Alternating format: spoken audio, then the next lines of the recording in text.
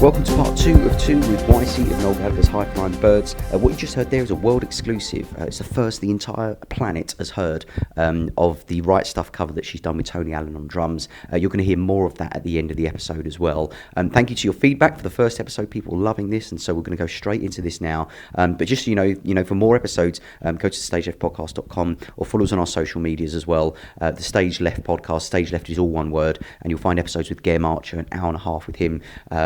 You've got Russ Pritchard, Jess and Mikey from Noel's band as well. And next episode's coming up, we've got Susie Webb, who really interestingly, she did a load of shows with The Who, the Quadrophenia shows with The Who, playing Madison Square Gardens and Hyde Park, and loads of great stories from there, as well as loads of other amazing kind of gigs that she's done over the years. And for those based in the UK, Ysee is playing our night at the famous Groucho Club in Soho on the 27th of January.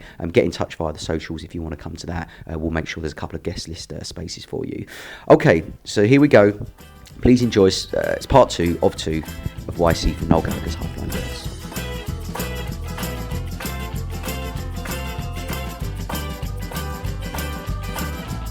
So, you mentioned you're an actress. Who do you become on stage when you're performing at a concert that you aren't so much off stage? Interesting question. Who do I become?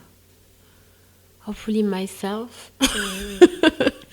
I think with the help of someone like Noel, who's very consistent, strong, a legend, let's say.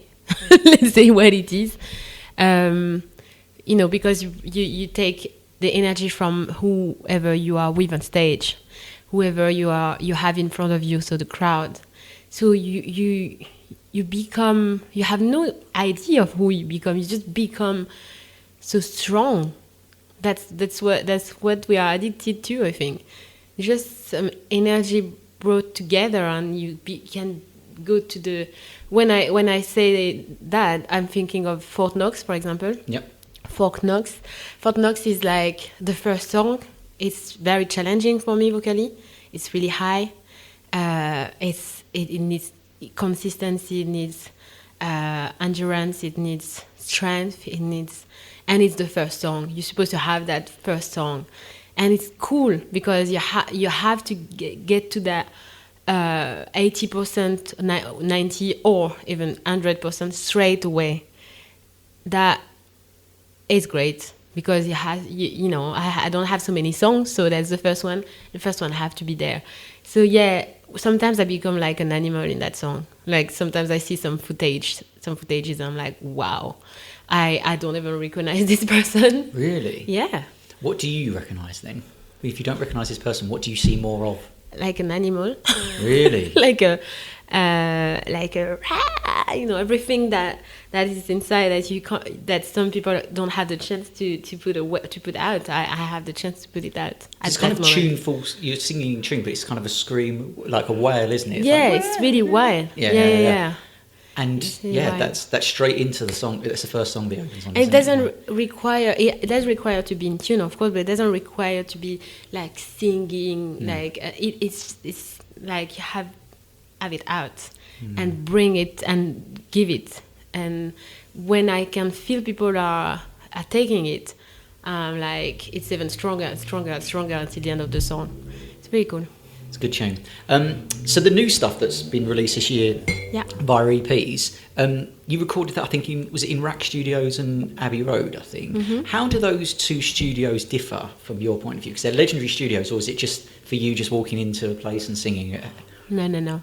Abbey Road is always very stressful for me because I love it, of course. I love to be there, but because of the legend, and I'm always thinking, oh my God, you need to be so good right now because, 1 hour must be so expensive. So you can't just spend all your time like repeating something and repeating and repeating. I feel like I have to be super good in that studio all the time, and it makes me pressure on that. I think that's where I'm the most inefficient. It's in Abbey Road. because I get that pressure, and that pressure is not good. I mean, I've done what I've done there, but I could have done it better. You know what I mean? And I know that from to myself. I know that all the time it's a bit like, oh.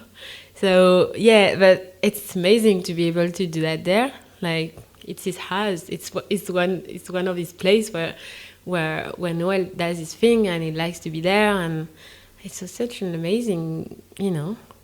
And with those parts, again, to talking about being allowed to just do whatever you want, like Tony Allen did. Does Noel sing your parts to you? So say like Black Star Dancing, do you just sing a harmony to what he's already doing, or do you how much kind of creative freedom do you get for everything that I'm singing? I've created it. Really? Yeah.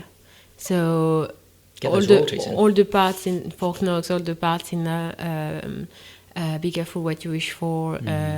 That part, because I don't know if you noticed that I sing in a language. Yeah. Like, and it's not a language, official language. It's my own language. Really? Since people assume that I might be African or something because I'm black, I guess. but people don't even really ask, which I love, because it's a sound, and for me it's the sound of it's a frequency.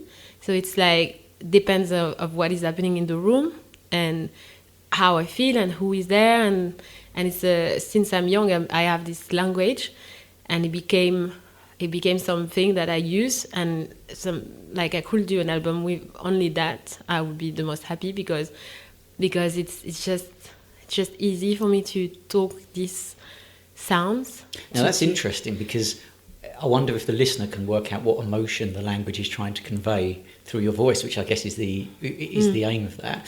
Cool. But the great thing is that when you see 40,000 people singing that afterward, and they have no clue what it means, but they can feel it, it really means that music is a universal language, and you don't have to have words that we know, anticipate the words, anticipate the comprehension and the understanding, because they are singing it. All of them are singing it without having a clue what it means, and I love that. So, what does it mean? For me, it means of something at the moment where I'm doing it. So I can't really explain so after. It's quite primal. It's coming out of you. It's just whatever's okay. Yeah. Be Careful What You Wish For example, it was just it was the beginning. It was the first. Was it the first thing? I don't know, or the second. I think the second song, and the studio was beautiful. We were with David Emery, his assistant sound engineer, who is great actually, and working a lot with Noel now. There was a great vibe. Noel was there by the window, just behind the window, and was like so happy that I could feel his happiness. And then it almost cut me when I was doing while I was doing it. I was just like, don't cut me. I need to get until the end of that. But it was such a nice energy. I have no idea what it meant really, but it was just like the moment. And it felt like it was the right thing to put there, and that it didn't need words. I've tried afterwards. I was just like, maybe from this melody I can put words, but then it didn't make sense. You definitely bring a completely different energy to a Gallagher, concert and performance. I'd love Noel to take the leap and get you to do some stuff on some of the older stuff. So when they do live, because at the moment live, I think you're only singing on pretty much the newer stuff. Is that right? Yeah. And then you do All You Need Is Love at the end, that kind of thing. But yeah, it'd be interesting to see what you would bring to some of the older stuff. I mean, we had done something with Let the Lord Shine. Remember? Yeah. Did you do that? Yeah. That was you. Yeah. Right. Okay. Wow. We've done some things live. Yeah. Live, and The Right Stuff was the old from the old stuff. But yeah. Maybe one day. So, what do you see as your kind of biggest achievements so far in your career? What are the things that you kind of go, I'm proud of that? It's just my solo work. I just released a song, and I did a video for it. I saw it yesterday. That might not be Qu'est-ce que tu fais? Qu'est-ce que je dois faire? What should I do in English? Right. Okay, Qu'est-ce que je dois faire? Is not easy, and I found a title that is as difficult as my last name, but it means something for me at least. But Qu'est-ce que de faire? Qu'est-ce que je dois faire? Qu'est-ce que je dois faire? What should I do? Okay. I'm proud because it might not be my best song at all, but at some point I had to release something to take off the pressure of just, oh my god, I'm gonna release something. That thing can last forever until you do it, because it doesn't matter. Of course it matters that the music is good, of course it matters that, but no one's perfect. You can't be perfect, and Noel says that all the time. We are not the best, we are not the perfect one, so we're gonna always do our best, and that's about it. And I always think of that, and for me, I'm proud of having achieved it and did it. I did it by myself. I did it with the guys from Foster the People. They arranged it. Oh, really? Yeah. Oh, nice. Yeah, they did the production, and it was great in the studio. I was playing Coachella with another singer this last April, and they were in LA. So it's Ysee and Sean from Foster, so the drummer and the keyboard. Nice. And yeah, we had met because they were supporting us with Noel and in Brazil last winter. So we're like, okay, if you come to LA, let's do something. So we went there 3 hours in the studio, and then we did some post prod, and then it was just a vibe, that song at the beginning, and it was like, for me, good vibe, and it was representing a moment again that I loved, and I wanted to take the picture of that and keep it. So I was just like, okay, I thought of releasing a lot of other songs before that would have been maybe better, having more attention, blah, blah, blah, blah, blah. But then, I decided it would be that first one. And then I did a video for it, which was crazy because, you spend a lot of money doing that by yourself. It requires a lot of, people to work with. But I've done my best. I didn't sleep for 2 months while I was touring with this machine in the day. At night, I was doing the editing with people in the UK. So I definitely spent 1 month, crazy month. But I'm proud. I'm proud I did it because it's, Are you a sleeper or a mortal soul? Are you the devil with a heart of a gold? You and I got the right stuff. You and I got the right stuff. When your heart gets shattered and your chains get frayed, and your baby sings the morning at the end of the day. When your heart gets shattered. it's one of Tune. the... It's a great tune. Thank you. I listened to it like 8 times yesterday. Ah, It's like, cool. it's an absolute tune. Cool. And briefly tell us about, hello, who's there? Which has Yeah. been going around in my head for like Yeah. the last day, which is another good tune. You Yeah. said before we started recording that you've got 4 different versions of that. Yeah. One of them has been produced by one of the members of Rancid, is that right? Yeah, Tim Armstrong, from Rancid. So how are you going to go about deciding? I don't know. Because one is with Rancid, one is with Damon Albarn, Really? who put Oh, yeah, really? some keyboards on it. The other one is with my friends, the acoustic one, and another one is with the guy we did it at first. I don't know, and I'm lucky to be in that position, but at the same time, I think today it's not really important anymore. Like I can choose one version and then release the remixes or. Do you not have a time frame which you need to do it in? Sorry? Do you have a time frame in which do you have to do it by a certain time of release or make that decision? I mean, now that I have released this first one, I'm as an independent. I'm of course trying to find a team now, label and management and all that, and there are discussions now about it. So I think I will have a team and to discuss about it now. I think the lesson I took from that last one I released myself is that I'm not gonna do that a second time. No, it was too hard, and I'm not. I want to be writing. Yeah. And tell us about your relationship with Noel, because on stage you guys have got a good vibe going on. Tell us about your relationship and kind of your dynamic in your relationship. How do you get on well with him out, away from the stage? I'm sure you do. Tell us about that dynamic of relationship and what's he really like. It's difficult to say what is really like, because his thing, I guess, and what we all know about him is that it's different all the time. You don't know what to expect with Noel. So in what ways? Just that he's an artist. He's on his own. He's on his own. He's always, I think, thinking or creating something. Sometimes he's on his own, but just like me, just like other people in the band, creatives together. They can be on their own, on their reserves. And then you have the Noel that is super, always making jokes. He's hilarious. He's always trying to make people laugh. That is one thing that he's got. He always, like, at the beginning I didn't understand that as a French girl, because I was coming into the dressing room and everyone was always like, and I was just like, wow, are they really laughing for real all the time?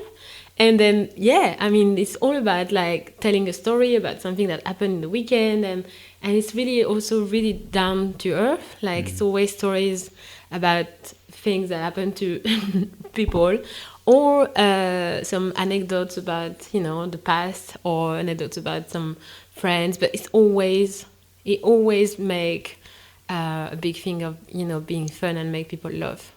So that is that I love that about him. Also, you can really talk to him. He always understand, always listening.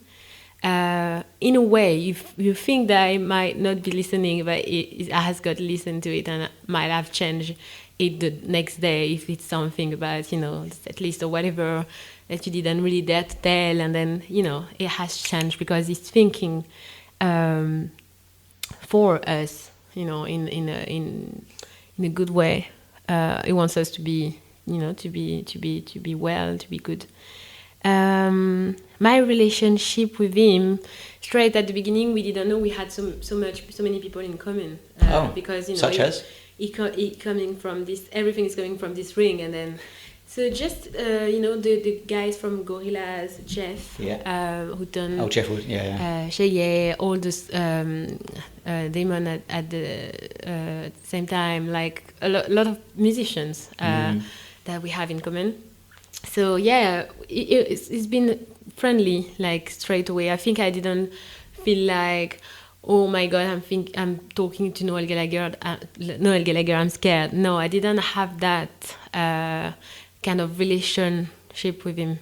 I was just being myself, and he likes it. He doesn't like people to be too much of a fan, or What decisions in Noel Gallagher's High Flying Birds are not made by Noel? None. None. I don't. I think he's owning everything. He knows what he's doing. Of course, he will listen to advice, definitely, and will change things if he thinks that. But I think we're all quite emotionally together enough to know that if something has to change, we can definitely go and talk to him, because he will be better with this change. But otherwise, he's good enough to make it good enough. So, how does Noel's approach differ from Damon Albarn's approach? If you were to compare those two and see the differences, how would they differ? Well, I haven't worked as much with Damon, so I wouldn't be able to. But he played piano on one of your songs, right? Yeah, he played some keyboard, but it's still not enough to. He was playing for me for my own records, so it's different. While I'm playing for his records of Noel, so it's totally different approach. I would say on that one that I can't really tell. because Very diplomatic. yeah. No, but it's true. I haven't worked as much. No, that's cool. But if the question is if you want to compare them, I think you can't. That's the only thing I say, because they are really different type of artists.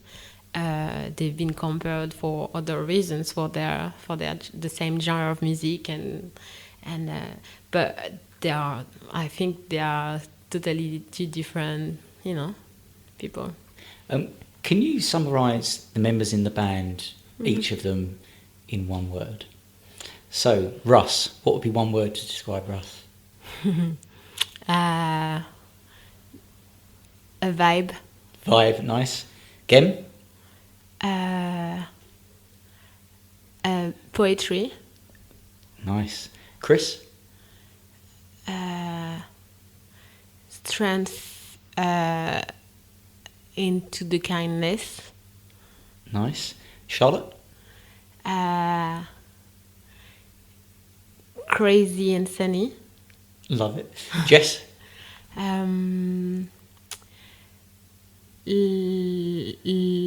Strength and lovely.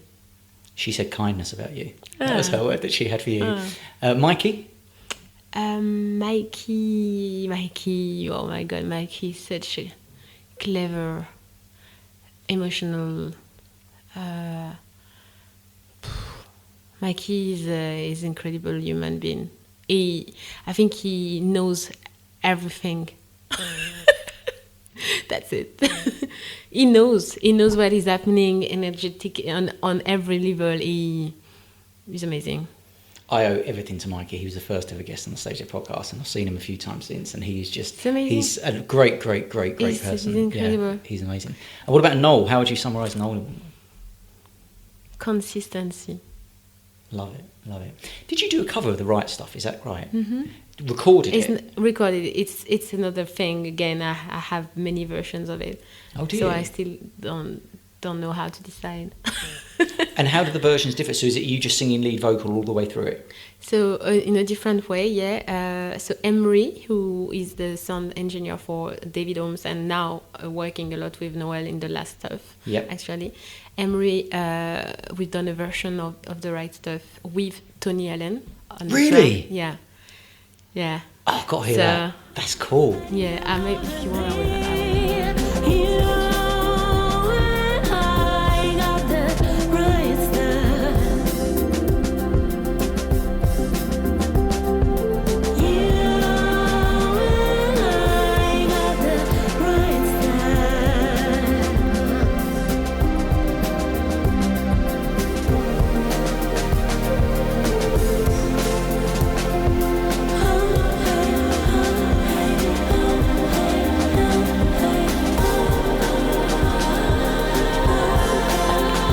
So you recently appeared on Jools Holland, which was obviously a great experience because amazing. So Harry Styles is on this. It's going to be big audiences anyway. FK, Twigs, Sampha, like other artists I love.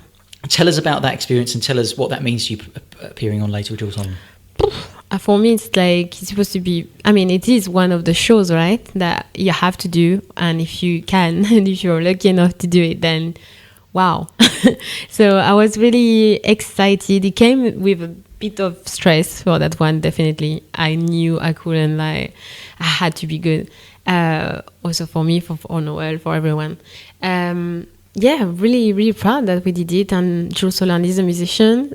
He knows, he understands. We don't have to cut the songs, which in other shows, every other TV shows, you have to cut before and after edit. A radio edit. With him, it's like, no, just take your 7 minutes to do whatever you have to do for Black Star Dancing, for example. Noel was surprised that, they didn't ask him to cut. So we cut it by ourselves because, to make sure. But yeah, it's amazing. It was an amazing experience being with in a circle with all those artists and playing after each other. We were always playing after Brittany from Alabama Shake. Yeah.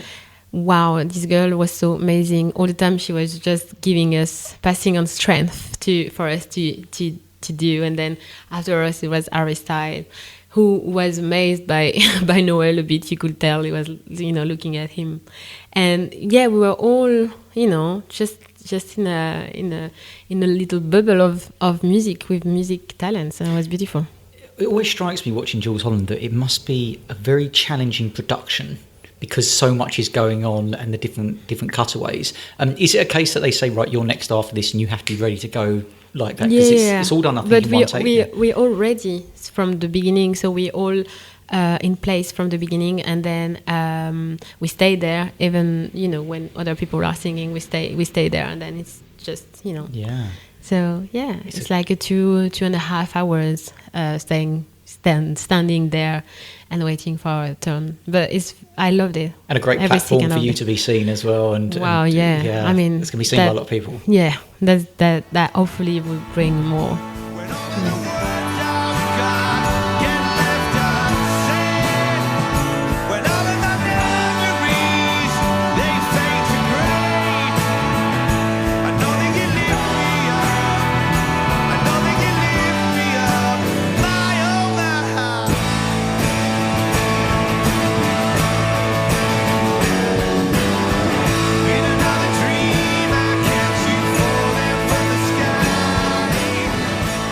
Okay, so you recently got back off a tour with Smashing Pumpkins, and that's led to a relationship where you're working with James, a guitarist. Is that right? Tell us about that. Yeah, after the tour, he sent me a text and said, "Would you come to my studio? I'd love to do something." Really? I was like, "Yeah, why not?" And so I had these 4 days in the studio with Tim Armstrong from Rancid, and then I was jumping into a session with James Heha. So I was just like, "Come on, life is good." And then we've done some stuff with his sound engineer David, and I'm still writing on it, and we're gonna keep working together on. Awesome. There's loads of stuff in the pipeline, isn't there? I mean this tour is bringing a lot more confidence, a lot more contacts, a lot more music and people. That's and you're amazing. about to go on tour with you too. When you embark on a tour that's, so you got a month exactly away, what are the things you most look forward to and what are the things you dread? I still can't believe it. So all the time I cross the street, I'm like, please don't kill me. I'm going to have this tour with you too. Or when anything I'm doing until I'm there, I'm like, oh, be careful of that, be careful of that. I really want to go. It's I wouldn't know what to say. Like it's crazy. So I don't know what to expect. I guess, I've met Bono and the age the day of my birthday, actually, 16th of June this year in Dublin. And I didn't know they were going to be around. So I came out from the stage a little bit earlier as everyone, of course. And then Bono was there, like opening his arms, and I was like, "Oh, you are wonderful." And he was with his wife, and I was just like, "What? Who? What?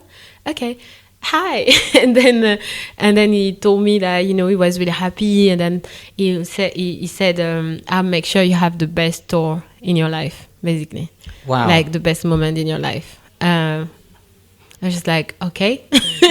I mean, no doubts. And he was so nice, and with his wife, and just simple people.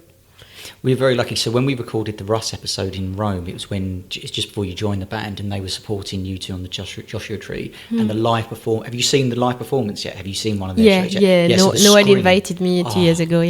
So the screen and everything is absolutely Amazing. incredible. So it's going to be good. What do you dread about going on tour? Is there anything you dread at all, or things you not look forward to so much? I hope the jet lag is scaring me a bit. Because I just hope I can have my full capacities. I won't give my best, and with the plane sometimes you're not on control. So I'm preparing myself psychologically since at least 1 month to be good. and to make sure I'm not too tired, and so yeah, that is like, everything that we're not on control, but you can still control it. So yeah, but apart from that, I don't know what to expect, and I just want to embrace the moment and just enjoy each second of it, because it's gonna be incredible. What's the most important piece of music memorabilia that you have? So if the house was burning down, everyone was safe, what's the one thing that you really want to keep? You mean in general? Yeah, in general. Have you got anything, music memorabilia, like anything that you... I guess the miseducation of Lauryn Hill. I guess I just make sure I have this one. Yeah. Okay, so we'll begin to wrap up. Question that I drafted for the first time, so you're the first person to have been asked this question, is if you could call yourself on a telephone from 10 years ago and had 1 minute to speak to yourself, what would you say? Wow. So me 10 years ago calling to me now? No. Oh. You now calling to yourself 10 years ago. Oh, great. What would you say? You've got 1 minute to speak to that person 10 years ago. Okay. So hi, Audrey, because Ysee was not existing 10 years ago. It's the name for my solo project, and now it's existing. So I will say, hey, can't you see that, everything that you dreamed of and beyond has happened? So you can believe in your dreams, you can believe in yourself. It's really worth to, because you need to show the rest of the world that it's possible. You have missions, you have things to do. People need it. People in your band, people around you, your friends need it, because your friends are seeing you grow and they want to grow the same way.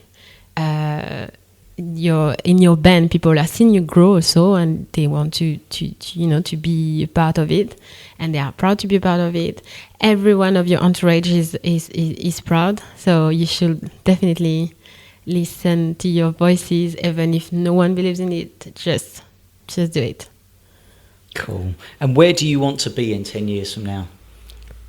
What would success look like in 10 years? It's funny, because recently I'm used to do some wishing lists since like 7 years, like visualization. Mm-hmm. I didn't really believe in it at the beginning, but now, everything has been tipped, check, and beyond. So awesome. Now I'm like, do I still need to do it? Because do I still need to use this tool? Now I'm almost scared to use it because I know it's working. Do I need to? Maybe now I can just leave the life do our thing. Also, I don't need to be in control. I just want to do more music. Just want to be grounded. Just want to keep people, to live with people, and I just hope for us to keep being humans and not be too isolated, because with the technology we are. Just hope we still be all there in 10 years in a conscious of the environment and in conscious of each other. And yeah, success would be better if we have an earth to hold it, right?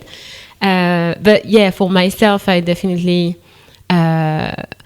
want to collaborate more with all my heroes that I'm discovering every day, because some of them I don't know them yet. Yeah, just do what I do today. Actually, I'm already there. You certainly are, and you've obviously experienced. You said that you ticked off every one of those things on your list, which is amazing, which is great to hear. Having experienced the music industry, I don't have the house. Don't have the house yet. Okay, yet. But it's gonna happen. So you've ticked everything off that list apart from the house, which is going to be coming home hopefully soon. What do you think, having gone through the music industry and got to the level you've got at now, what do you think needs to change in the music industry? If you could change one thing in the music industry, what would it be? The cases. Like there's a lot of cases, like they put everyone in cases. Okay. Somehow. When a young categories, sorry. Yeah, no, that's what you mean, boxes. Yeah, boxes, yeah. Sorry. When a young artist comes, he doesn't know. It's just everything he does just comes from the art, pure and genuine. And then suddenly, because one song is good, the label might need to label this person and say, okay, so you're doing that. Yes, but I also can do that. No, that's fine. You're doing that because that had the views we need. Yeah. So that had the attention we need. So you should keep going. Keep doing the same. Yeah. And then it's so frustrating for an artist to have 10 fingers and being able to do at least 10 things: painting, singing, creating, like filming, whatever, and being reduced to one thing just because that thing did work. That is something that needs to change, I think, in the industry.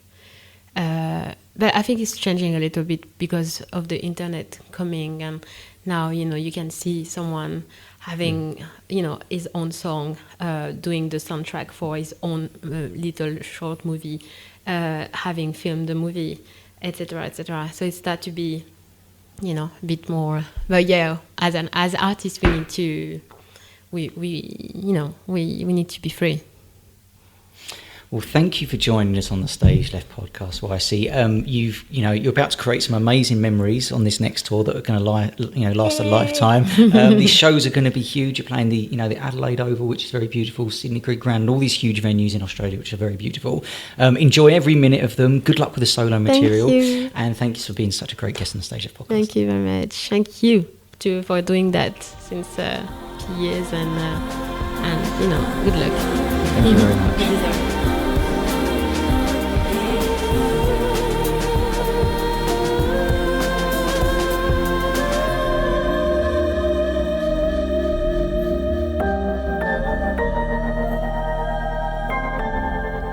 So do get in touch with us if you want to come and see Ysee play on the 27th of January at the Groucho in Soho in London if you happen to be nearby. But for more episodes, go to the StageLeftPodcast.com, follow us on Twitter at the StageLeft Pod, like us on Facebook at facebook.com/StageLeft Podcast, where you'll hear episodes with Gem Archer, Russ Pritchard, Jess Greenfield, Mikey Rowe, Paul Gallagher, Dan McDougall and Christian Madden from Liam's band, all doing an hour and a half deep dive into their kind of careers and what they're learning from working with these great artists. There's other episodes with Damon Minchella, Aziz Ibrahim on being in the Stone Roses, Stuart Lee, Tony Visconti on producing David Bowie's final album Black Star, and Ian Brody from the Lightning Seeds, kind of really doing a deep dive into his creative processes. So as I say, the next episode is with Susie Webb, so we'll see you next time.